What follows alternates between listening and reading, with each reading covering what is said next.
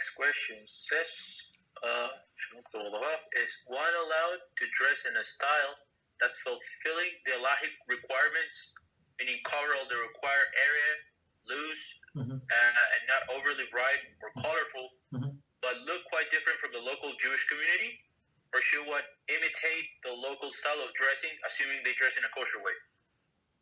I would say try to imitate the local community. Otherwise, especially women, they have such a long tongues, and they're going to eat this lady alive.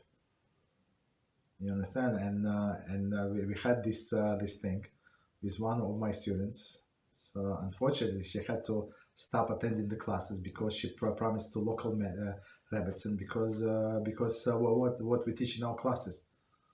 You understand? So the rabbis said, you stop listening to him, or you're not coming to the shul. And she said, Rabbi, I'm sorry, this and that.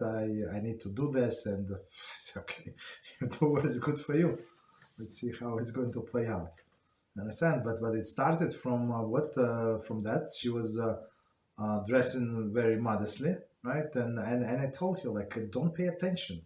All of these yentas, these women, they're going to speak behind your back, and they're going. Some of them, like with a chutzpah, they're going to speak in your face. But you just keep ignoring them. So if, as Rabbi Reuven Shlita always say, the argument only when two sides are arguing.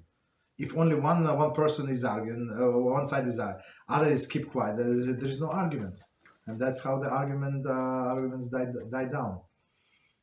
You understand? So you're not like, but it's a big challenge. So I would say it's better if it is modest. The community is modest. So like normal, average. Don't stand out very much. So one of the actually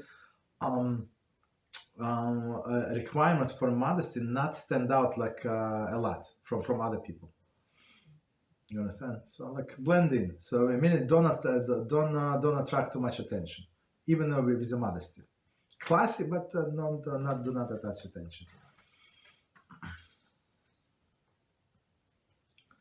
Okay, what else?